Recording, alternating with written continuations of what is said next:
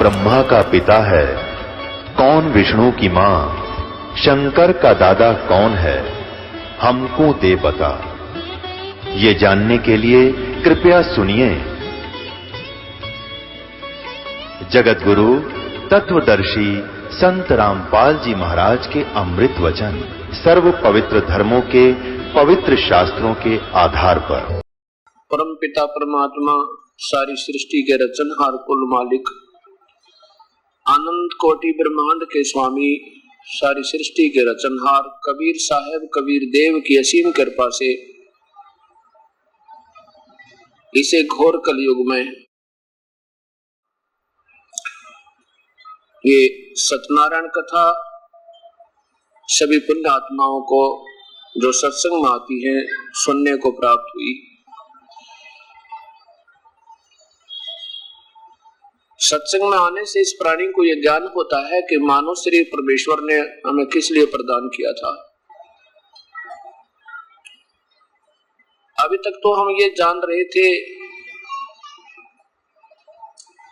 जब तक हमने सत्संग प्राप्त नहीं हुआ था तो जैसा भी अपनी परंपरागत लोक वेद के आधार पर साधना हम कर रहे थे उसको सही मानते हुए साथ में अपनी दैनिक क्रिया जैसे हमारे पूर्वज किया करते थे उसको करते हुए और संतान उत्पत्ति उसकी परवरिश फिर उनकी शादियां फिर भगवान उनके बच्चे दे संतान देवे फिर हमारी वैश्विक मृत्यु हो जावे हमारा जीवन सफल समझ रखा था हमने। अब सत्संग माने से ज्ञान हुआ वो तो असफल हुआ, हमारा जीवन सफल नहीं हुआ। परमात्मा ने जो हमें देना दिवाना था वो पहले ही लिखा हुआ था हमारे मस्तिष्क में और वही हुआ वही मिला। जैसे हम ये सोचते हैं कि हर काम हम अपने प्रयत्न और सूझबूझ से कर रहे हैं वही हो रहा है, हम मेहनत ना करेंगे तो पेट कैसे भरेगा। देखो परमात्मा की व्यवस्था है ये बहुत ही अजीबोगरीब है, ये इंसान की बुद्धि से बाहर है।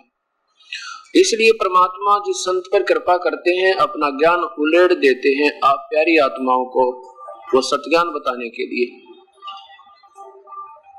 ये प्राणी कुछ नहीं कर सकता, ना ये प्रयत्न कर सकता, ना ही ये कोई सफलता प्राप्त कर सकता। अब कौन मेहनत करने में कसर छोड़ता है धन प्राप्ति के लिए। मजदूर सुबह से लेकर शाम तक बहुत प्रयत्न और मेहनत करता है, 70 रुपए प्राप्त करता है। और एक जमींदार सुबह से लेकर किसान शाम तक अपने हल जोतता है तो लगभग सुबह से लेकर शाम तक 50 किलोमीटर की प्रतिदिन दूरी तय कर लेता है लगभग। और बाकी काम करे हुए न्यारे अन्य पशुओं का चारा सिर पर लेकर आवे फिर उसको काटे पशुओं को संभाले, यानी पशु से भी बदतर मेहनत की जाती है और फिर भी जीवन सथर वही रहता है, ऊपर नहीं उठ पाता।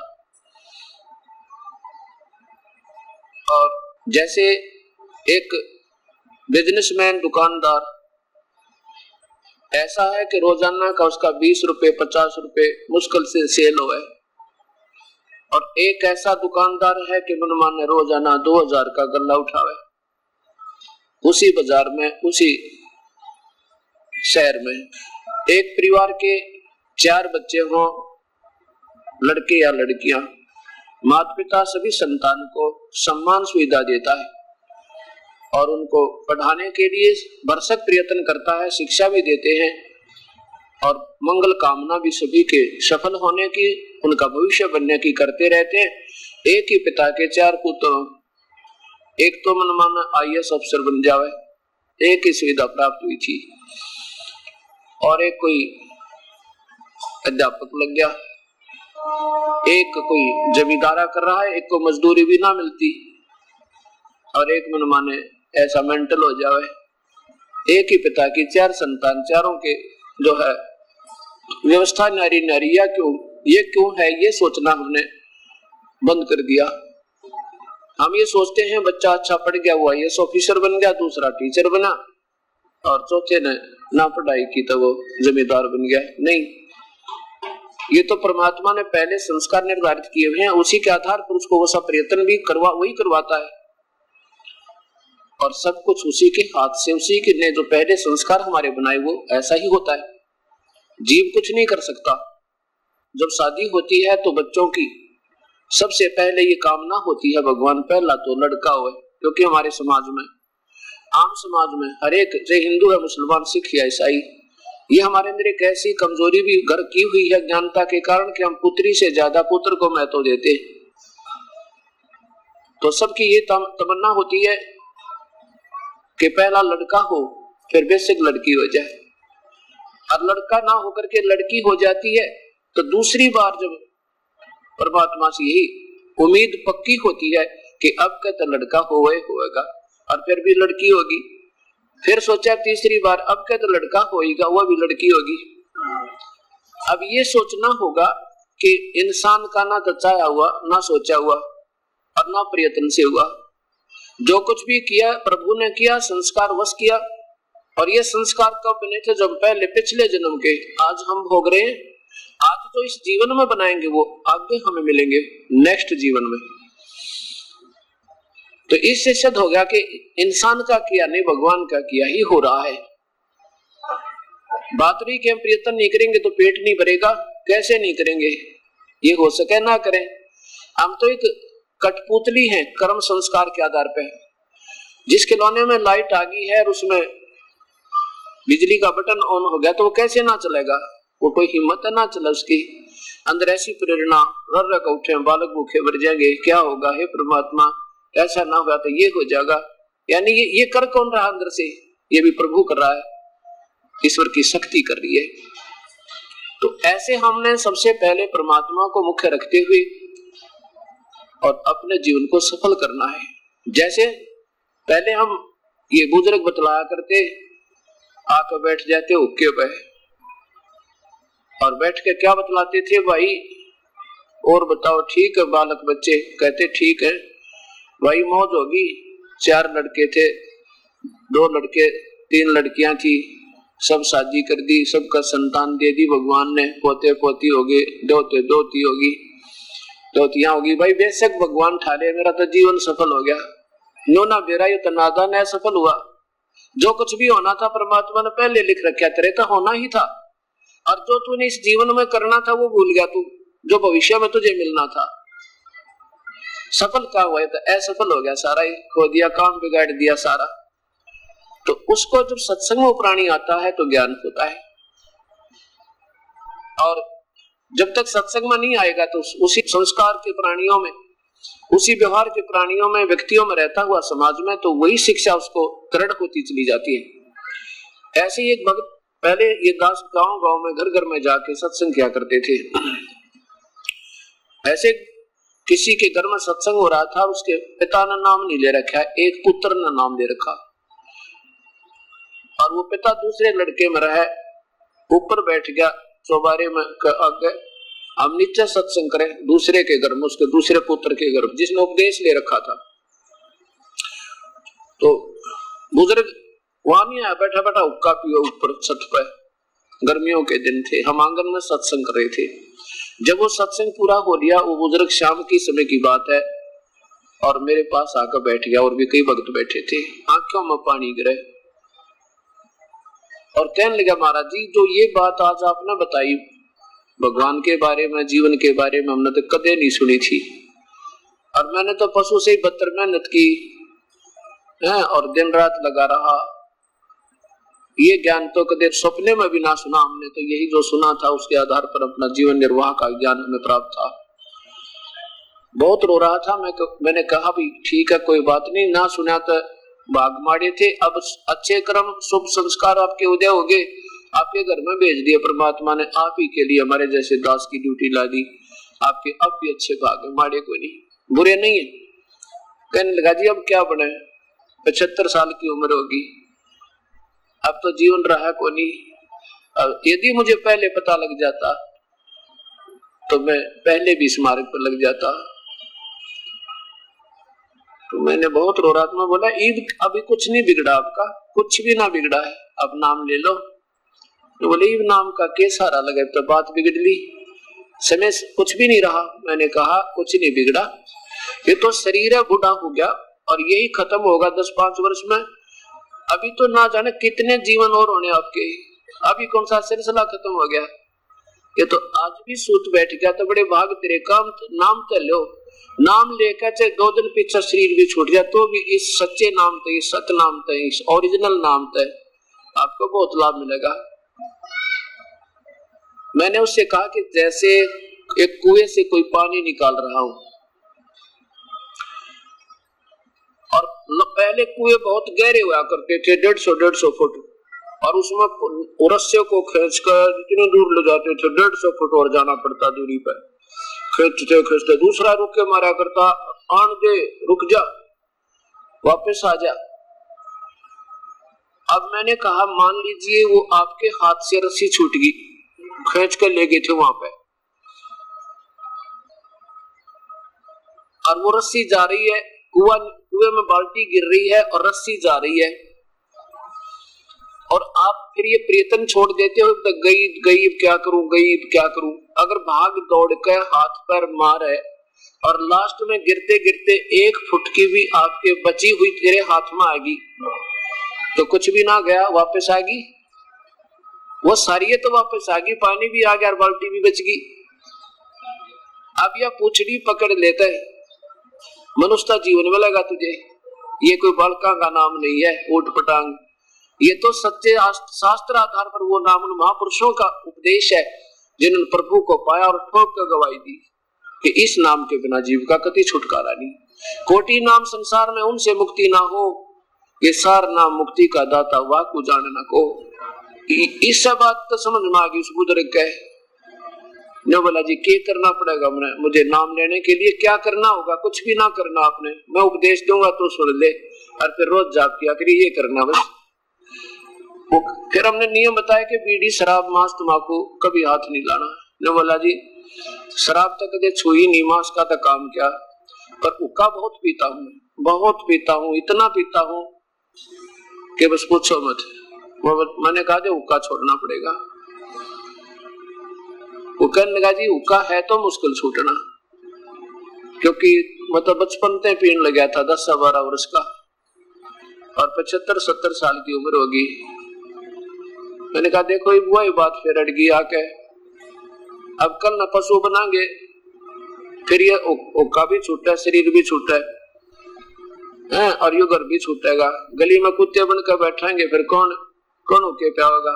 ये बुराई हमने लाई थी आप पे, भगवान ने नहीं लगाई।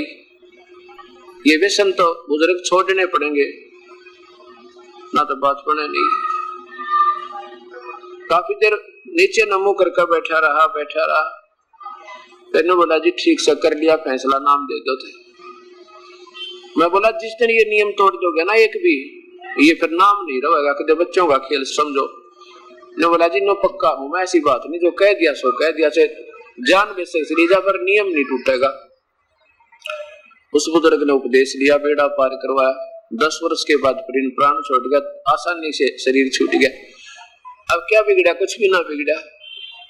तो कहने का भाव ये है कि ये कुछ ऐसा भी है कि सत्संग का अभाव है प्राणी को, और जिसके कारण ये प्यारी आत्मा वास्तविकता से अपरिचित है। अब जो इनको सत्संग मिला है वो, मैं ये दास कहे कि वो सत्संग है, अब मुझे भी शर्म आती है, वो सत्संग है जो अभी तक आपने सुना था। ना उनमें कोई भगवान का ज्ञान, ना कोई परिभाषा प्रभु की, ना कोई थे कहाँ जाना है, ना किसी की थ्योरी ठीक, सबका भगवान बजो। भगवान कैसा हो तो निराकार है, कहाँ जाना है बस गुरु भगवान है, गुरु ही इष्ट है, गुरु ही सब कुछ है। कमाल के आदमी भाई।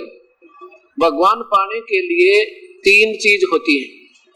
एक तो जिसने तड़प उस ईश्वर की, वो तो साधक कहलाता है, जिज्ञासु यानी वो श्रद्धालु कहलाता है। और एक जिसकी तलाश है उसने वो इष्ट वो होता है जिसकी प्राप्ति, जिससे हमारा काम सर है, वो इष्ट उद्देश्य, उपास्य इष्ट, जिसका उद्देश्य हमारा, जिसको पाना है। और फिर उसे मिलाने वाला एक मीडिया और चाहिए, जिसको गुरु कहे, उसको सदगुरु कहे। अब गुरु जो होता है वो प्रभु को से परिचित होता है, उस परमात्मा से योग युक्त हो गया तो वो गुरु है। योग युक्त माने कनेक्टेड विद गॉड। जैसे कोई सिफारसी होता है, सिफारसी अप्रोची, वो अप्रोची सही है जिसका वो प्यारा है, किसी मंत्री या मुख्यमंत्री या प्रधानमंत्री का, उसका और उसका एक हृदय हो, अर्थात वो जो मंत्री या मुख्यमंत्री या प्रधानमंत्री या राष्ट्रपति, उसको बिल्कुल उनकी एक राय हो, जो उसको ये पता हो कि ये मेरा खास आदमी है और ये किसी ओटपटांग व्यक्ति को मेरे पास नहीं लाओगा, उसी को लाओगा जो वास्तव में दुखी हो। तो वो गुरु हुआ सही, यानी उसका सही अप्रोची है। और जिसने अप्रोची तो बना हुआ और उसने ये भी नहीं मालूम प्रधानमंत्री किस कौन है, वो जैसे सुबह सत्संग में सुना था कि जिसने यही नहीं मालूम प्रधानमंत्री किसने कहा, किसको कहते हैं, दिल्ली भी जैसे राजधानी हो ना किसी की, जैसे हिंदुस्तान की राजधानी दिल्ली, और प्रधानमंत्री किसे कहते हैं, प्रधानमंत्री भी दिल्ली है, प्रधानमंत्री का नाम क्या, वो भी दिल्ली है।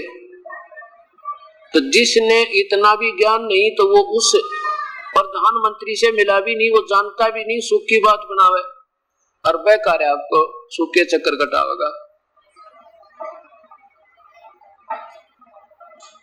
तो इस प्रकार जिन संतों ने यही ज्ञान नहीं कि तुम कहां जा रहे हो, क्या ले जा रहे हो, फिर कहते परमात्मा तो निराकार है, उसका तो कोई आकार नहीं है। जहां परमात्मा है नहीं तो हम क्या करेंगे वहां जाके, जब वहां भगवान है ही नहीं तो हमें क्या करेंगे, ऐसे अनाथ यहाँ पर, ऐसे अनाथ वहां पे। और सब संतों के परमात्मा प्राप्ति की तरफ है, सभी के उसका दीदार हो जाए, उसका दर्शन हो। और क्या कहते हैं कि उनका तो बस रोशनी रोशनी दिखा है और तो कुछ नहीं, बस रोशनी दिखाई देती है। भले आदमियों, रोशनी से बात बनेगी या भगवान से बनेगी? बात भगवान से बनेगी। तो इस प्रकार अभी तक जितने भी महापुरुषों की थ्योरी आज तक की, किनकी, जिनका अभी तक प्रभु से साक्षात्कार नहीं हुआ, परमात्मा को वो जान नहीं पाए, उनकी थ्योरी है कि परमात्मा निराकार है। उसे निरंकार कहो चाहे तू ही एक निरंकार, और निरंकार तो ये काल न कहते हैं ब्रह्म को, ये कहता मैं कभी किसी के सामने व्यक्तिगत रूप से, व्यक्तिम, मैं अव्यक्त हूं। अव्यक्त माने अपनी योग माया से छुपा रहता हूं, मैं किसी के सामने नहीं आता। और ये मुझे व्यक्ति मानते, व्यक्ति यानी कृष्ण मान रहे हैं, मैं कृष्ण नहीं हूं, मैं तो गुप्त रहता हूं, अव्यक्त। अर्थात उसी को ये निराकार कहते हैं, किसको? काल को, ज्योत निरंजन को। अब उस ज्योत निरंजन को निराकार कहते हैं, और इन्होंने पूर्ण परमात्मा की तो पूजा की विधि का नहीं ज्ञान। वो तो ज्योत निरंजन भी आकार में है, ब्रह्म भी आकार है, मनुष्य जैसा है, पर ब्रह्म भी आकार है, मनुष्य जैसा है, और पूर्ण ब्रह्म भी आकार में है, साकार है, यानी मनुष्य जैसा है। लेकिन इनके शरीरों की जो तेज है, इनमें बहुत अंतर है। ब्रह्मा विष्णु महेश भी आकार में है और सभी देव आकार में है, और इनके शरीर में तेज है। और जिन्होंने, अब तो कहते हैं कुछ भी नहीं ऊपर, और पुराने इतिहास उठा के देखो, रावण का पुत्र मेघनाद सेना को लेकर इंद्र के लोक में पहुंच गया ऊपर, और इंद्र को पराजित किया। 33 करोड़ देवताओं को लाकर अपने पिता की कैद में बांध दिया, और इंद्र ने अपनी पुत्री की शादी करके ये रिश्वत देकर उसने अपना पीछा छुटवाया, अपनी जान बचाई। और अब लोग कहते ऊपर कुछ नहीं, किसने देखा ऊपर? अब अंधे ना देखा, उसका क्या इलाज? आंखों वालों ने देखा और बताया, जो आज प्रमाण हमारे सामने है। तो ऐसे अब कलयुग में ये भ्रांतियां क्यों होगी? क्योंकि हम शास्त्रों से परिचित हमारे गुरु लोग नहीं रहे, और द्वापर तक ये कोई ऐसी शंका नहीं थी। जैसे अब 25 प्रकार की व्याख्याएं, हर संत की नारी नारी व्याख्या, नारे नारे उपदे, अपने अपने लेवल की उनकी बनावटी कथाएं बना दी। भगवान एक, उसके पाने की विधि एक, शास्त्र उसके एक, तो उसकी अलग अलग व्याख्या, पूजा की विधि कैसे नारी होगी? तो ये इस कलयुग के में होगी, क्योंकि जो हमारे गुरुदेव है वो परमात्मा से परिचित नहीं, ना शास्त्रों के विज रहे, और पहले से ऋषि लोग थे, इतना तो जानते थे, वेद को समझा करते और ओम नाम से अलग कोई पूजा करते ही नहीं थे, केवल वेदों अनुसार जितना उनको ज्ञान था इतनी पूजा करते थे। तो इस प्रकार परमात्मा की जो प्राप्ति का तरीका बहुत आसान है। वो परमात्मा कौन है, कैसा है, जिसका हर शास्त्र संकेत करता है। अब जैसा कि अब गुरु यानी सत्संग के बारे में जानकारी चल रही है, जिन महापुरुषों को यही नहीं मालूम और वो सतलोक की महिमा गाते हैं कि वो सतलोक कैसा है, भगवान कौन है। जैसा सुबह के सत्संग में आपने सुना था कि सतनाम भी उसी को कहते हैं, राधा स्वामी भी उसी को कहते हैं, सतलोक भी उसी को कहते हैं, सचखंड भी, सारनाम भी, सतनाम भी, सतपुरुष भी। बताओ ये कोई बात हुई? और वो ऐसे महापुरुष जिनके करोड़ों से हम तो अंधे हैं और अंधों को फिर आगे ऐसे जो ना गलत मार्गदर्शन कर देना, इससे बड़ा पाप कोई नहीं। अब इसके देखो, सबसे पहले हमने ये निर्णय लेना होगा कि जो साधना हम कर रहे हैं ये ठीक है या गलत है। जब तक यही नहीं मालूम आपने, जो आपने बीज रखा ये आम का या बबूल का, तब तक हम कोई भी चाहे कर भी रहे प्रयत्न, फिर बाद में पछताना पड़ेगा और फिर कुछ बना नहीं। जब ये मनुष्य शरीर हाथ से छूट जाएगा फिर क्या होगा कि करता था तब क्यों किया, वही करके क्यों पछताया। और बोया पेड़ बबूल का तो आम कहां से खाए। बबूल का पेड़ बीज लिया कीकर का और आम समझ गए, सेवा भी करी, उसकी सुरक्षा भी की, सिंचाई भी की, उम्मीद भी रखी आम लगेंगे, आम तो लगे नहीं और कांटे जरूर लगे।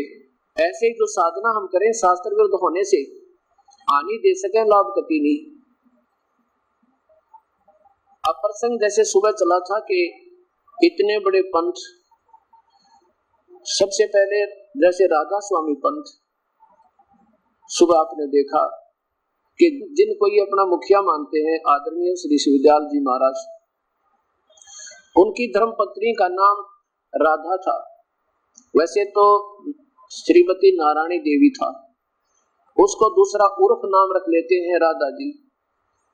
और फिर मतलब सेठ प्रताप सिंह जी जो उनके भाई थे आदरणीय श्री शिवदयाल जी के, वो उनकी धर्मपत्नी को प्यार से, आदर से, श्रद्धा से राधा कहा करते। और फिर स्वामी जी को राधा स्वामी कहने लगे, जैसे कमलापति कमला स्वामी, उमापति उमा स्वामी। अब वो राधा स्वामी जहां नाम आवे ये समझो शिवदयाल जी। अब फिर ये कहते हैं राधा स्वामी नाम जो गावे सोए तरह। अब राधा स्वामी तो शिवदयाल जी हो गए, शिवदयाल जी का नाम जाप शुरू कर दिया वो वास्तविक मंत्र छोड़कर। अब देखिएगा ये पुस्तक, अब ये तो अपने हृदय से निकाल देना कि ये दास किसी की निंदा करे, क्योंकि ये दूध और पानी जब तक नहीं छिड़क अलग नहीं होगा तब तक आपकी रुचि भक्ति में कभी नहीं बढ़े। सब यूं कहते हैं, सब संत एक जैसी बात बताते हैं, सब संत एक जैसी बात बताते हैं, संत सब एक जैसे ही होते हैं। अगर संत हो तो एक ही जैसी बताओगे, और जब एक जैसी नहीं है तो फिर संत एक जैसे कैसे होगी। अब देखो, एक संविधान है अपने देश का संविधान है, उसमें धाराएं बनी है।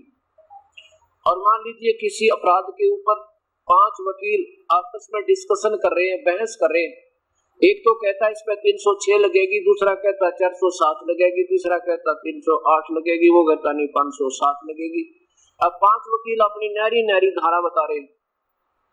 अब एक ही अपराध है, उसमें से उन 5 में से एक ठीक हो सकता है अगर हुआ तो,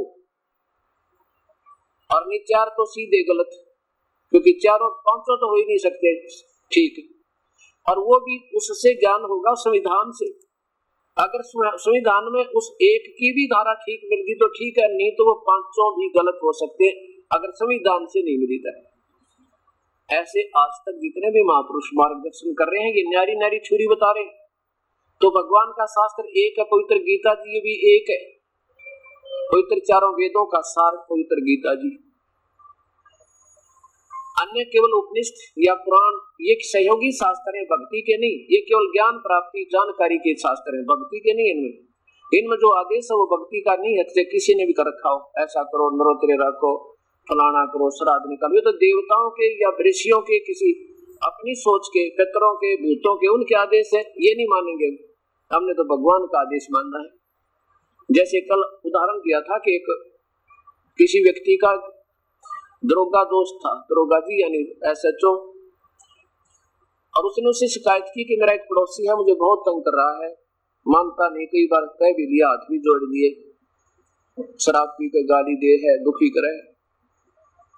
अब दरोगा ने आदेश दे दिया कि मार उसके सर में लठ मार, देख लूंगा।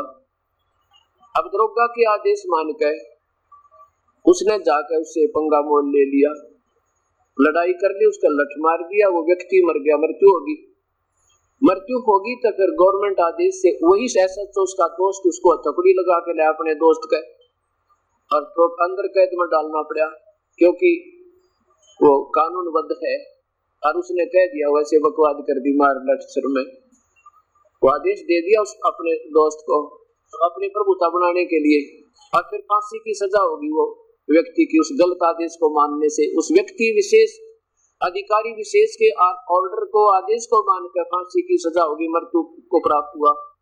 ऐसे ही हमने अपना संविधान है पवित्र गीता जी, पवित्र चारों वेद और पवित्र कबीर परमेश्वर की वाणी, या उन्हीं के प्रत्यक्ष दिनों का उनका साक्षात्कार हुआ परमात्मा पूर्ण ब्रह्म का सतपुरुष कबीर साहब का, उनकी प्यारी आत्माओं की वाणी, आदरणीय गरीबदास जी, आदरणीय गुरु नानक देव जी, आदरणीय श्री दादू साहब जी, आदरणीय श्री मुलुकदास जी, आदरणीय श्री रामानंद जी, और इनकी जो वाणी है वो स्वयं मिलती है उसी परमेश्वर से। तो इस प्रकार वो आदेश जो था वो एक SHO अधिकारी का था, भगवान का संविधान नहीं था जो उसने आदेश दे दिया। ऐसे जो पितरों ने या देवताओं ने या ऋषियों ने कोई मेंशन कर दिया कि नवरात्रि रखो माता के, या किसी ने अपनी मन गढ़ंत कहानी बनाकर जय माता दी, अगले बोलो जय माता दी, पिछले बोलो जय माता दी, जोत लगा दो, मंदिर बना लो, मस्जिद बना लो, गुरुद्वारे बना लो या चर्च बनाओ और उनमें पूजा करो। ये किसी महापुरुष ने, जिनसे गुरुद्वारे, चर्च और मंदिर बने, ऐसे महापुरुष ढूंढने पड़ेंगे हमने, जिन महापुरुषों की याद में गुरुद्वारे बन गए, जहाँ गुरु नानक देव जी जैसी प्यारी आत्मा, जहाँ वो पहुंचे, जहाँ किसी का उद्धार किया, वहाँ यादगार के लिए बना दिया कि यहाँ वो आए थे, ताकि आने वाले समय में इतिहास बना रहा है इनका, कोई झूठ ना बोल दे कि वैसे गलत कह रहे हैं। ऐसा नहीं हुआ। गुरु नानक देव जी को सुल्तानपुर के पास पेई नदी के किनारे पर परमात्मा आए थे, कबीर परमात्मा पूर्ण ब्रह्म सतपुरुष, और सचखंड लेकर गए थे सतलोक पर, दिखा कर अपनी सारी व्यवस्था वापस छोड़ दिया था। वहां पर यादगार के लिए गुरुद्वारा बना गया, ठीक है, वो तो यादगार है केवल, वो तो एक स्ट्रक्चर बना दिया, बहुत अच्छी बात है, इस याद के लिए कि यहाँ वास्तव ये घटना घटी थी, कि आने वाले समय में कोई नो ना कह दे झूठ बोले, या बनाई तो न्यू थी। फिर उन्होंने सोचा भी चल यहाँ एक व्यक्ति छोड़ देंगे बताने वाला कि यहाँ से हुआ था। फिर उसमें विचार किया कि महापुरुषों का ये एक अमृत वाणी ग्रंथ साहिब भी रख दे, आने वाले 10-5 भगत आवे दर्शनार्थ, उनको बैठ कर वाणी सुना दे, बस इतना काम था। अब जहाँ यादगार थी वो तो ठीक, अब मनमाना घर में, गांव में गुरुद्वारे बना लिए, और गुरुद्वारे मत्था टेकना अनिवार्य बना दिया। नहीं, आपने उस पवित्र गुरु ग्रंथ साहिब जो उस गुरुद्वारे के अंदर एक अनमोल रतन रखा है, उसमें जो आदेश है ऐसे करना है। बाकी इन गुरुद्वारे, मंदिरों और चर्चों और मस्जिदों से प्रभु प्राप्ति आज तक कभी ना किसी ने ना हुआ, और जिनके कारण ये यादगारें बड़ी, ऐसा संत किसी टाइम भी पा जाएगा, किसी युग में, जब उनसे बात बनेगी, उनके चरणों में जाना पड़ेगा, तब बात बनेगी। तो ऐसे हमने जो आदेश लिखे हैं, केवल ये जो महापुरुषों के शास्त्र बताए, वेद और गीता, ये किसी मजहब जाति का शास्त्र नहीं है। तो इस प्रकार हमने वही करना है जो हमारे पवित्र शास्त्र हमें आदेश देते हैं। अब देखिएगा,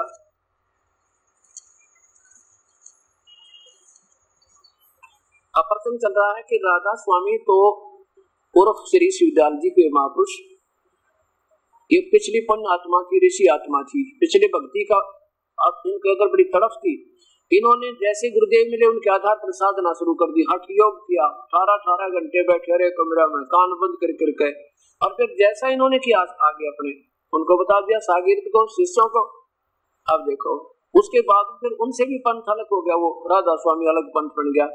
ये तो कहते मेरा पंथ नहीं राधा स्वामी। फिर देखिएगा यहीं से फिर प्रारंभ करते हैं जैसे सुबह का सत्संग शुरू हुआ था। सारवचन राधा स्वामी छंद बंद, श्री हजूर स्वामी जी महाराज, राधा स्वामी सत्संग व्यास। अब देखो ये पुस्तक अपना मोल ले रखी है और पैसे लगा रखे, ये घर घर में हर प्यारी आत्माओं के पास उपलब्ध है। अब इनको हम सामूहिक रूप से पढ़ा दें तो कोई बुराई नहीं। हाँ, कोई इसके अंदर हम विशेष गलत टिप्पणी करे तो वो मेरी गलत है, मैं आपके सामने दिखाऊंगा जो का तो जो इसमें लिखा है, जो आप प्रतिदिन पढ़ रहे थे। लेकिन कहते हैं गुरु बिन कहूं न पाया ज्ञाना, जो चौथा गुच्छड़ा किसाना, संत के बिना इनका कोई सुलझा नहीं सकता। अब देखो रजा कबीर परमेश्वर की, वैसे जीव के बस का नहीं। प्रकाशक है S.L. सोंधी, सेक्रेटरी राधा स्वामी सत्संग व्यास, डेरा बाबा जयमल सिंह, जिला अमृतसर पंजाब। अब इसमें आपने पहले ये भी देखा था, ये देखिए फिर वचन आखिरी, वचन जो स्वामी जी महाराज ने आखिरी रोज पेश कर शिवदयाल जी ने, आदरणीय श्री शिवदयाल जी ने अंतर्ध्यान होने के वास्ते हिदायत साधु सत्संगियों सत्संगनियों को के वास्ते जुबाने मुबारक फरमाए। ये देखो 5 नंबर फिर दिखाऊंगा क्योंकि सुबह आपने दिखाई नहीं दिया होगा। फिर स्वामी जी ने महाराज ने राय साहेब सालग्राम और कुल साधुओं और सत्संगियों सत्संगियों की तरफ मुतवज्जह होकर फरमाया कि जैसा मुझको समझते हो ऐसा ही अब राधा जी को समझना। ये राधा जी इनकी धर्म पत्नी थी, राधा जी और छोटी माता जी जो इनके सबसे बीच वाले भाई की पत्नी थी, उसको छोटी माता जी को बराबर जानना। अब नीचे क्या दिया टिप्पणी देखना, असली नाम माता जी का, आदरणीय श्री शिवदयाल जी की धर्म पत्नी का माता नारायणी देवी था, माता नारायणी देवी था।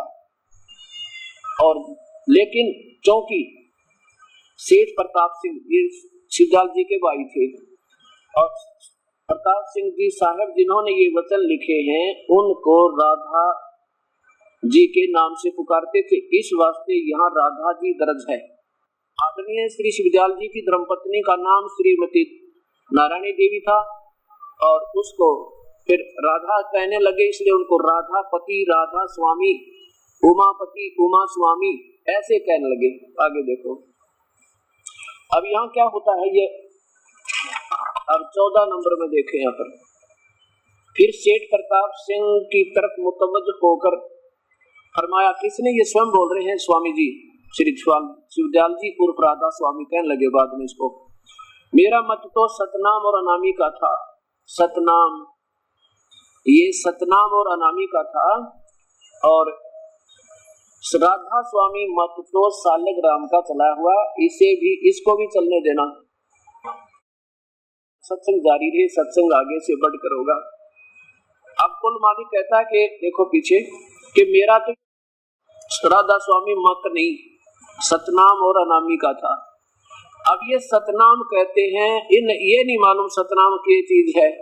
अरे ये पहले महापुरुष हैं जो कि राधा स्वामी पंथ के सरोधारी सरमोड़ बताए जाते हैं, प्रमुख। इनको ये नहीं मालूम सतनाम किसे कहते हैं और सतलोक किसे कहते हैं। अब फिर देखिए यहाँ अभी दिखाऊंगा, पहले भी दिखा था। अब इसी में आगे चल के राधा स्वामी तो शिवदयाल जी हुए, जैसे उमापति, उमा स्वामी महादेव जी को कहते हैं। तो यहाँ क्या बताया इन्होंने, ये देखो, राधा स्वामी दयाल की दया, राधा स्वामी सहाय। अब सोटा, राधा स्वामी नाम जो गावे सोई करे, कल कले सब नाश मुख, सुख पावे सब दुख हरे। ये कविता बना ली। अब यू राधा स्वामी भजन करण का नाम बता दिया। और अभी देखो ये दास के पास ना एक और भी रखी है, ये उर्दू में, ये जो की थी व्याख्या इसी की, बहुत पुरानी, दिखाना इधर देखिए। ये वही प्रसंग है, ये 15वां जो चल रहा है ना, ये 15 नंबर, इसका जो टीका नीचे दिखा कि माता नारायणी देवी नाम था उनकी धर्मपत्नी का, और बाद में उसको राधा कहने लगी। अब यहाँ देखो, अब ये राधा स्वामी नाम हो गया कि इसको जाप करो जिससे बेड़ा पार हो। और फिर देखो, अब इसको दोबारा इसलिए दिखा रहा हूं कि इसके साथ और कई महापुरुषों का लिंक है। ये फिर देखो वही ज्योंकि तो इसमें भी है, सार्वजन राधा स्वामी नसर यानी वार्तिक परम पुरुष पूर्ण धनी स्वामी जी महाराज ने जुबानी मुबारक से फरमाया, यानी शिवदास जी के अपने मुख से निकले हुए राधा स्वामी सत्संग व्यास। यहाँ देखो ये वही आदरणीय श्री शिवदयाल जी महाराज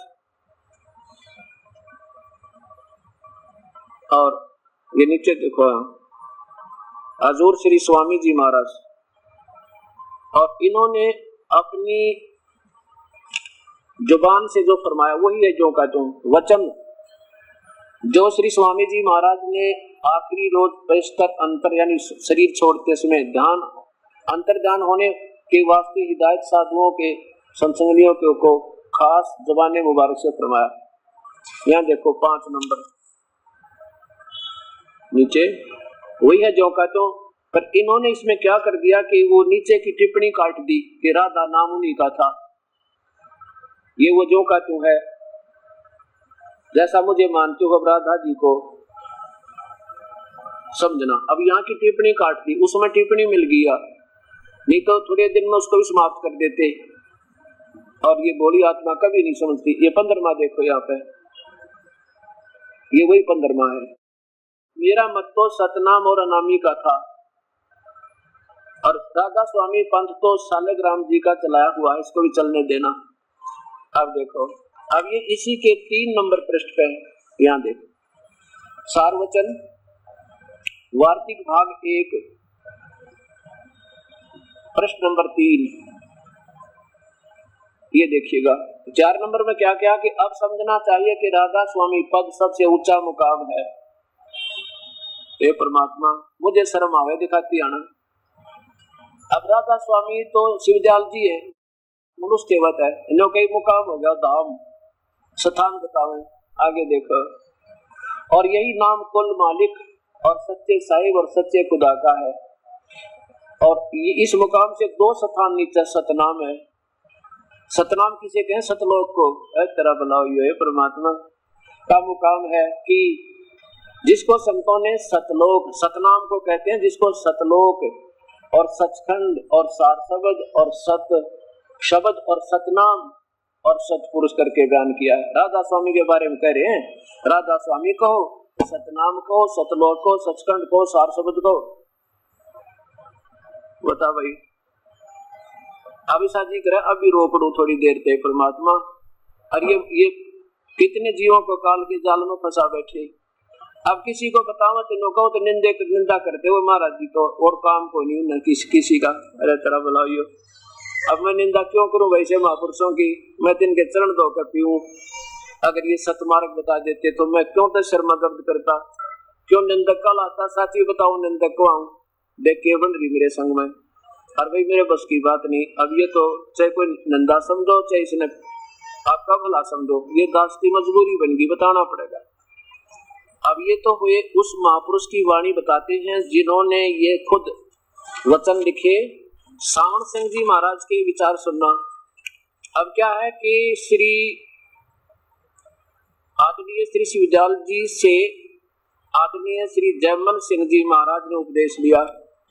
व्यास में एक व्यास नदी के किनारे जाकर एक बहुत बड़ा और कई घंटे बैठकर वहां तपस्या साधना की, कठोर हठ योग किया। और फिर वहां से उनके सीधे शिष्य बने श्री सावन सिंह जी महाराज। और श्री सावन सिंह जी महाराज भी यही टिप्पणी दे रहे हैं, सतनाम को चाहे सचखंड कहो। नाम सतनाम तो एक जापकरण का मंत्र है जिससे सतलोक पहुंचा जाएगा। सतलोक एक स्थान है। हे परमात्मा, ये देखिए संत मत प्रकाश भाग 3 परम संत हजूर महाराज बाबा सावन सिंह जी के सत्संग, राधा स्वामी सत्संग व्यास, जिला अमृतसर। अब देखो 76 पृष्ठ पे आप देखिएगा। 76 पृष्ठ पे स्वामी जी क्या कह रहे हैं? सावन सिंह जी के विचार हैं ये, उनके सत्संग अब ये लिंक बनेगा इनसे। संत मत प्रकाश भाग 3 76 पृष्ठ पे यहाँ देखो नीचे, सचखंड या सतनाम है चौथा लोक है। या तो सतनाम को लोक बताओ स्थान, जबकि ये नाम जाप करने का है। सचखंड या सतलोक, सचखंड कहते हैं सतलोक को, अमरलोक को, शाश्वत स्थान रित धाम को, और या सतनाम चौथा लोक है। ये तो स्थान बता दिया, लोक बताया। और इसी पे ये देखो 79 पे ये सारवचन संत मत प्रकाश भाग 3 79 पे 79 पे क्या कहते हैं। किसी ने पूछा कि कौन से राम का जाप करें, क्या राम कई है क्या? महाराज जी बोले ये देखो ज्यादा ना, एक क्या बताते हैं श्री सावन सिंह जी महाराज, याद रखना, क्या बताते हैं कि एक राम दशरथ का बेटा, एक राम घट घट में बैठा। यार वाणी तो कबीर साहब की और समझानी आई भी कोई नहीं। एक राम सकल पसारा, एक राम सबहू से नारा। यहाँ देखो पहला राम दशरथ का बेटा और दूसरा नाम मन जो घट घट में लेटा। और यहाँ देखो तीसरा राम ब्रह्म है जो सारी त्रिलोकी को पैदा करता, पालता और मारता है, नष्ट करता है। चौथा राम सतनाम है। हे भगवान, हे परमात्मा, इन महापुरुषों का कहाँ ठिकाना होगा? सावन सिंह जी महाराज जी की वाणी है कि चौथा राम सतनाम, वहां तो सतनाम को सतान बतावे और यहाँ राम बतावे, भगवान बतावे, यो असली राम है। अब सावन सिंह जी महाराज के शिष्य थे कौन? श्री कृपाल सिंह जी। अब विचार करना इन बातों पे। और सावन सिंह जी के ही शिष्य थे श्री बिलोचिस्तानी सामुस्ताना, जिनका नाम खेमामल जी महाराज। प्रश्न नंबर 1 पे देखो, ये देखिएगा, ये सच्चा सौदा सरसा से प्रकाशित है। सतगुरु के परमार्थी कृष्णों के वृंतांत भाग पहला, पूज्य हजूर महाराज जी गुरमीत सिंह जी संग्रह करता है, डेरा सच्चा सौदा सरसा हरियाणा से। और ये कहां से प्रकाशित है ये भी देख लो। प्रकाशक है इंद्र सेन प्रबंधक, डेरा सच्चा सौदा सरसा हरियाणा भारत। और नीचे पर कहां से हुआ है? मुद्रक है इंद्र सेन प्रबंधक, परमार्थ उपदेश प्रिंटिंग प्रेस, डेरा सच्चा सौदा बेगू रोड सिरसा हरियाणा। इसमें पहले ही इस पर देखिएगा मुखबंद यानी नीचे आइए। इस युग में पूज्य परम संत कबीर साहब जी तथा श्री गुरु नानक देव जी ने उस गुप्त भेद सुर शब्द योग नाम शब्द मार्ग को प्रकट किया। उन्होंने अपने समय में सतनाम के नाम का अपने ढंग से खूब प्रचार किया। अब देख लो सतनाम के नाम का, अब तो सतनाम नाम बता रहे हैं ना, इसी में दिखाऊंगा इनकी। फिर आगे देखना नीचे संत, यहाँ देखो परम संत बेपरवाह मस्ताना जी महाराज ने बलोचिस्तान से व्यास जाकर बाबा सावन सिंह जी से नाम की दीक्षा प्राप्त की थी। अब ये सोचना कि सच्चा सौदा वाले जो महाराज जी हैं, वहां जहाँ से ये बीज लाए थे वो सावन सिंह जी से लेकर आए थे। और सावन सिंह जी की आपने देखे ली की कहानी है, उनके हाथ कर कमलों से लिखी हुई। और सावन सिंह बाबा जी ने बेपरवाह मस्ताना जी को अपने अपार बख्शिश के द्वारा बांगड़ देश बादशाह बनाकर के वचनों के साथ सिरसा में भेज दिया। अब सिरसा आ गई। अब ये सोचना कि इन्होंने जो प्राप्ति हुई वो कहां से हुई, कहां से दीक्षा हुई? सावन सिंह जी से। और सावन सिंह जी कहते हैं सतनाम और सतलोक एक का चीज। अब देखो सचखंड की सड़क नाम तो ऐसा बढ़िया बताओ जानो, अब पहुंच जाएंगे जैसे नरेले का रेलवे स्टेशन हो, 2 सेकंड में पहुंच जाएंगे सतलोक। सचखंड की सड़क पहला भाग। और ये कहां से प्रकाशित है? दासन दास सतनाम सिंह डेरा सच्चा सौदा सिरसा हरियाणा, इनके सतनाम सिंह जी यानी उनके बाद जो श्री खेमामल उर्फ बिलोचिस्तानी शाह मस्ताना के बाद ये सेकंड नंबर के महापुरुष हैं। और ये कहां से प्रकाशित है, मुद्रक कौन है इनके, सचखंड की सड़क पहला भाग, सतनाम सिंह डेरा सच्चा सौदा हरियाणा।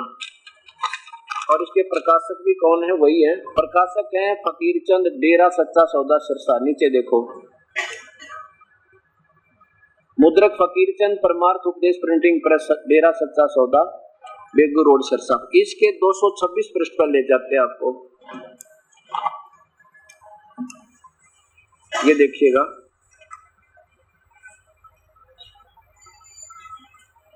दो 226 पृष्ठ, शब्द नंबर 20, सचखंड की सड़क। नीचे आइए, त्रिलोकी तक तो सारी सृष्टि काल निरंजन की है, संतों का देश सचखंड या सतलोक है, वही सतपुरुष या आदि पुरुष का स्थान है। वह अजर अमर अविनाशी और सदा एक रस है। वह चैतन्य और चैतन्यता और प्रकाश ही प्रकाश है और कुछ नहीं। नीचे पेंड तक की कुल रचना आदि और अंत सत देखिए होता है। उसी को सतनाम सत शब्द और सात शब्द, हे भगवान हे परमात्मा सद्बुद्धि दो इन महापुरुषों को। ये तो सच्चा सौदा वाले महापुरुषों का जो सेकंड नंबर के फर्स्ट से सेकंड, उसके बाद अब जो चल रहा है उन्हीं से, उसी को सचखंड को, संतों का देश सचखंड सतलोक है। अब देखो, उसी को सतनाम सत शब्द और सार शब्द कहा जाता है। आगे देखो, नीचे आइएगा, जिस स्थान का कोई नाम नहीं, अगम अनामी, परम संतों ने अनामी तथा, वहां देखिए ऊपर का वही सब आदि संतों का उसी को प्रभाव में है। आदि गुरु में उसी स्थान से मौज उठी और शब्द रूप होकर नीचे उतरी। वह परम संत अभी ने मेरा सतनाम के है, सार शब्द के है। और बताइए, देश न जोड़े बैठे परमात्मा। और कबीर साहब कहे, साच को जग मारी झूठ कही ना जाइयो, और साच ने पूरा पावते ये झूठा जगपति आइयो। कबीर साहब कहते हैं। अब इसी का प्रमाण कर लीजिए, ये तो होगी व्यास है। अब देखिए आगरा वालों से यहाँ का शक होगा, आगरा वाले तो बिल्कुल ठीक लिखते होंगे ना, तो ये तो चलो उधर से आगे होंगे। अब आगरा वालों के लेला थोड़े सी देख लेते हैं।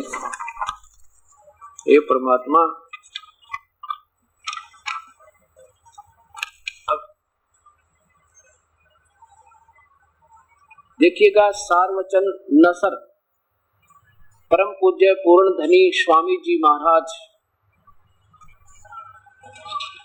राधा स्वामी दयाल की दया, राधा स्वामी शाह, सारवचन नसर परम गुरु स्वामी जी महाराज, प्रकाशक है राधा स्वामी सत्संग सभा दयाल बाग आगरा, आगरा से प्रकाशित है। और इसके ऊपर कौन है देखिएगा, नीचे देखिए, printed by Swami Dayal Gupta at Dayal Bagh press, Dayal Bagh Agra 5। अब देखो स्वामी जी का चित्र, नीचे देखिएगा, परम पुरुष पूर्ण धनी परम गुरु हजूर स्वामी जी महाराज, ये श्री शिवदयाल जी। और इसके 7 पृष्ठ पे देखो, पृष्ठ नंबर 7 पे नीचे देखिए, ऊपर जिक्र हुआ सतनाम स्थान। ए परमात्मा, जहां हाथ लगा वही है बीमारी। सतनाम स्थान बतावे, और जिसको सतलोक और सचखंड भी कहते हैं, निहात ऊंचा है, जो संतों का दरबार है, उसके ऊपर 3 स्थान है, और जिनको किसी संत ने नहीं खोला। अब परम पुरुष पूर्ण धनी राधा स्वामी दयाल जी ने जीवों पर निहित कृपा की। अब तो जाहिर है कि सबसे ऊंचा धुर स्थान राधा स्वामी पद एल अब ये राधा स्वामी तो दयाल जी हो गए थे, राधा स्वामी दयाल कोई आदमी संत, अरे ये राधा स्वामी दुर्स्थान राधा स्वामी पद जो सब की आदि और भंडार है और परम संतों का निज महल है। ए परमात्मा इन ना छेड़े थे, बढ़िया रहा मेरे लिए, सर में दर्द हो गया था। अब इन बातों को, अब ये क्या हो गया, सच्चा सौदा भी आ गया इसमें, और ये कृपाल जी महाराज का भी पंथ आ गया सारा। आदरणीय श्री कृपाल सिंह जी से ये श्री ठाकुर सिंह जी को ये दवाई मिली और ये सबको प्राप्त है। और 5 नाम देते हैं, ये 5 नाम काल के कबीर परमात्मा ने 5 को बना किया है। अब देखिएगा, ज्योत निरंजन, निरंकार, ओंकार और सोहम और सतनाम, ये 5 सतनाम, यहाँ नाम बना दिया वहां नाम बना दिया।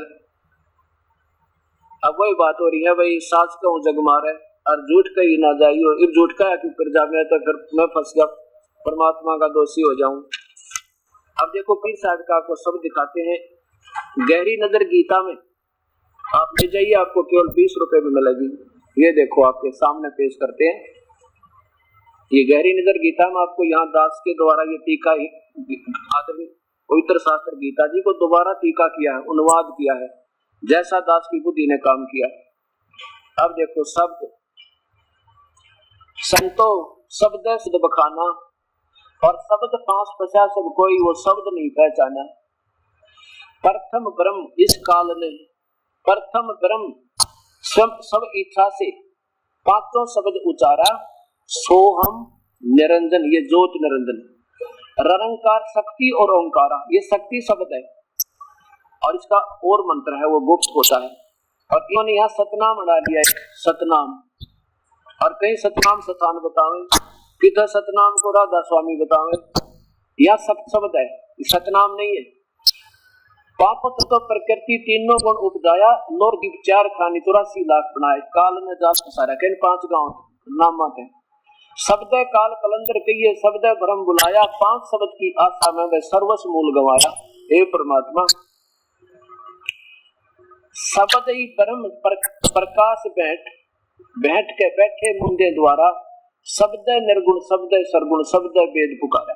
यानी नाम से ही बात, शब्द माने नाम होता है, मंत्र सभी नाम के ऊपर आधारित है, पर वो सच्चे नाम बिना बात बने नहीं। शुद्ध ब्रह्म काया के भीतर बैठ कर स्थाना, ज्ञानी योगी पंडित और सिद्ध शब्द में उड़ जाना। क्या लिखा, 5 शब्द 5 में मुद्रा काया बीच ठिकाना, जो जी का आराधन करता तो ही सो ही करत बखाना। शब्द ज्योत निरंजन, ये ज्योत निरंजन है, लेकिन सब ये पद भाग में थोड़े से अक्षरों को छोड़ा जाता है, सांकेतिक रखे जाते हैं।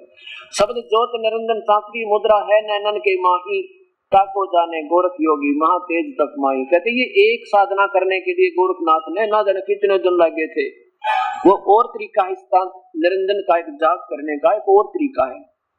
आगे देखना, शब्द ओंकार खेचरी भूचरी मुद्रा त्रिकुटी है अस्थाना, वेद व्यासता ही पहचाना चांद सुनते जन। जिन्होंने इन एक एक नाम की साधना करी वो भी काल के जाल में रहे। सोहम शब्द गोचरी मुद्रा भंवर गुफा अस्थाना, सुखदेव मुनिता ही पहचाना सुन अनहद को काना। ये 3 महापुरुष जो काल के जाल में रहे, उन्होंने साधना की और यहीं तक रह गए। शब्द रंकार खेचरी मुद्रा 10वें द्वार ठिकाना, ब्रह्मा विष्णु महेश आदि लग रंकार पहचाना। शक्ति शब्द जहान उन्मनी मुद्रा बसे आकाश ने ही, और झिलमिल ज्योत दिखाई जाने जनक विदेही।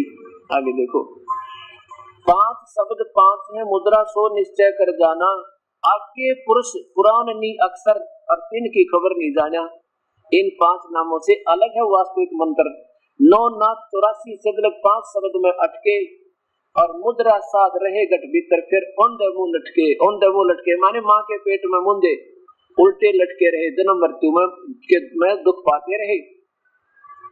फिर औंधे मुंह लटके, और 5 शब्द 5 है मुद्रा लोक दीप यम जाला, ये काल का जाल है। और कह कबीर अक्षर से आगे नी अक्षर उजियाला, उस पूर्ण परमात्मा सतपुरुष का उजियाला माने प्रकाश है, उसके शरीर का प्रकाश है। नी अक्षर यानी पूर्ण परमात्मा का उजियाला है, उसी के शरीर से प्रकाश यानी पूर्ण ब्रह्म का प्रकाश है। जब इनको कहते हैं नाम, ये गलत है, नुकरानी ध्यान लगाना बता रहा है, ख्याल कान बंद करके और बस अंदर अनंत शब्द सुनना है। कबीर साहब कहते हैं संतो कोई सतगुरु संत कहावे और नैनन अलग लखावे, द्वार न मुंदे और कान न रूंदे, ना अन दुल जावे, मुझे सो सतगुरु मन भावे, जो सहज समाज बतावे। अब आपके सामने प्रत्यक्ष हुआ। अब क्या हुआ कि सतनाम सिंह जी ने सच्चा सौदा में फिर इन्हीं से किसी ने प्रश्न किया कि तुम नाम तो काल के दे रहे हो, कि जब सैन्य हो गए लोग, और फिर बताओ सचखंड जानकी। तो इन्होंने 5 नाम बदल कर 3 नाम शुरू कर दिए, अकाल मूर्त सब स्वरूपी राम सतपुरुष। अब कौन पूछेगा? हाँ अब तो ठीक है, मेरे तरफ भला हो। आप मनगढ़ कथा बना के, आप मनगढ़ कहानी बना के गुरुओं की आज्ञा को उल्लंघन कर डाला। अब शुरू से आप देख लो जड़ से कहां से चली है। ये दास का है तो अच्छा सा नहीं लगता कि इन संतों को ABC का भी ज्ञान नहीं था। ये आपके सामने प्रमाण है। अब आगे देखो, ये देखिए श्री दर्शन सिंह जी महाराज के कर कमलों द्वारा श्री कृपाल सिंह जी सावन सिंह जी के शिष्य और सावन सिंह जी बाबा जयमल सिंह जी के शिष्य। नीचे देखिए जीवन चरित्र, ये कृपाल सिंह जी द्वारा इसका लेख लिखा गया है। ये है श्री कृपाल सिंह जी महाराज।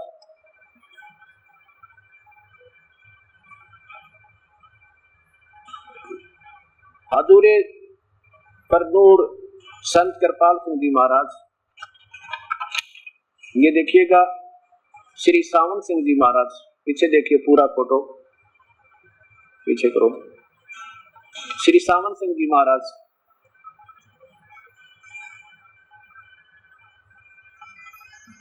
परम संत हजूर बाबा सावन सिंह जी महाराज। 1948 तक इनका जीवन रहा।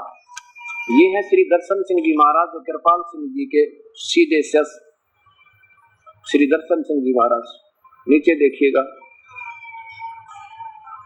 संत दर्शन सिंह जी महाराज। और फिर अब इनके बाद जो वर्तमान में संत बैठे हैं, ये श्री राजेंद्र सिंह जी महाराज।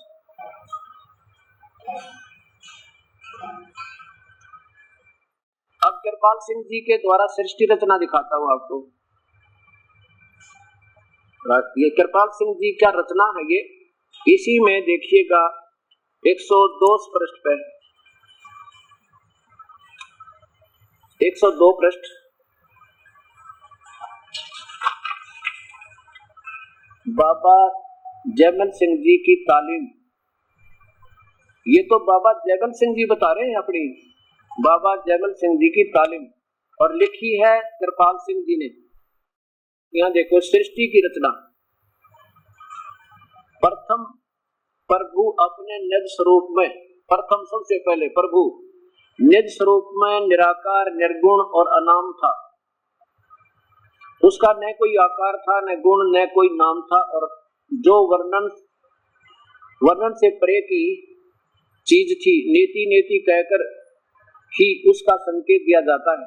अर्थात वह प्रकाश भी नहीं, अंधेरा भी नहीं, वह ध्वनि भी नहीं और मौन भी नहीं इत्यादि। वह परम सत्य, अगम अगोचर, अनंत, वर्णांतीत है। यही सिर हकीकत, सबकी सर्जनहार, सबकी जीवन आधार हकीकत थी, जिसने सारी रचना रची। जब वह अनामी प्रभु अभिव्यक्ति में आया, जब वो आकार हुआ तो के बन गया, मनुष्य जैसा नहीं बना। जब वो अभिव्यक्ति माने आकार में आया तो के बन गया, अलख, अगम और सतनाम हो गया। इस तरह के जब वही है परमात्मा। अलख लोक और अगम लोक ये होना था लिखना, और सतलोक को सतनाम लोक, सतनाम हुआ। ये तो पृथ्वी आदि बन गया, लोक बन गया, भगवान नहीं रहा। पहले भी निराकार था, आकार में आया तो लोक बन गया, अलख लोक बन गया, अगम बन गया, सतनाम हो गया। और फिर तो यही 3 निर्मल चेतन मंडल बने, मंडल स्थान बन गए। ये भगवान थे, अरे भगवान, ये परमात्मा बने। और दवनी और ज्योति स्वरूप हो गया, प्रकाश बन गया, और मतलब दवनी और ज्योति हो गया। आगे देखो जो निर्मल चेतन था। अब देखो ब्रह्मांड, पिंड और अंड, ये 3 बता दिए एक ही चीज के। अब ये तो महापुरुष की इतना ही बतेरा। यहाँ देखो फिर आपको दिखाते हैं आगरा सारवतन नसरगर, आगरा के अभी और दिखाते हैं इनके द्वारा सृष्टि रचना, जो आगरा वालों ने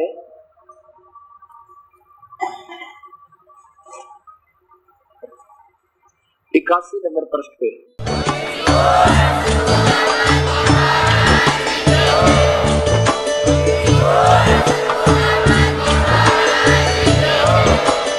आप सुन रहे थे जगत गुरु तत्वदर्शी संत रामपाल जी महाराज जी के मंगल प्रवचन। अधिक जानकारी के लिए विजिट कीजिए हमारी वेबसाइट www.jagatgururampalji.org। संत रामपाल जी महाराज जी के शुभ आशीर्वाद से पूरे विश्व भर में 500 से भी ज्यादा नाम दीक्षा केंद्र हैं, जिन पर संत रामपाल जी महाराज जी द्वारा ऑनलाइन निशुल्क नाम दीक्षा दी जा रही है। अपने नजदीकी नाम दीक्षा केंद्र का पता करने के लिए संपर्क करें 8222880541।